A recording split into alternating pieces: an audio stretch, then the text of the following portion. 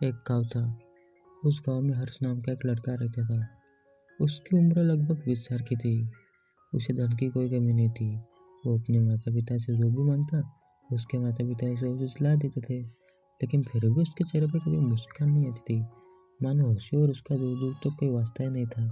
ये सोचा से उसके माता पिता हमेशा दुखी रहते थे। एक दिन उनके गांव में गौतम बुद्ध आए।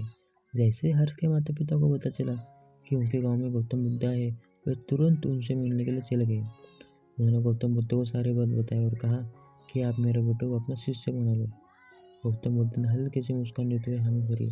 उसके अगले दिन हर्ष के माता पिता हर्ष को लेकर गौतम बुद्ध के पास चले गए और कहा कि ये मेरा बेटा हर्ष है, इसे आप अपना शिष्य बना लो। और ऐसा कहकर हर्ष के माता पिता घर लौट गए। उसके 2-3 दिन बाद ही गौतम बुद्ध अपने सारे शिष्यों के साथ समुद्र किनारे टहलने के लिए चले गए। शाम का वक्त था। वहाँ पर और भी कई सारे लोग आए थे।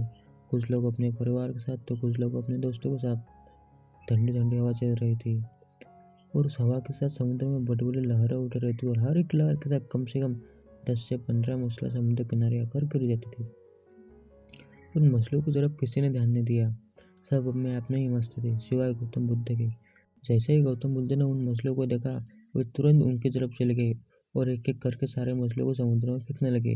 ऐसा करते हुए देख उन्हें उनके एक शिष्य ने देख लिया और किस्मत से वो शिष्य हर्षी था।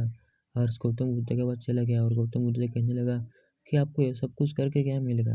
वैसे तो यहाँ पर हजारों मछलियाँ हैं, लेकिन आपके सारे मछलियों को समुद्र में फेंक दोगे।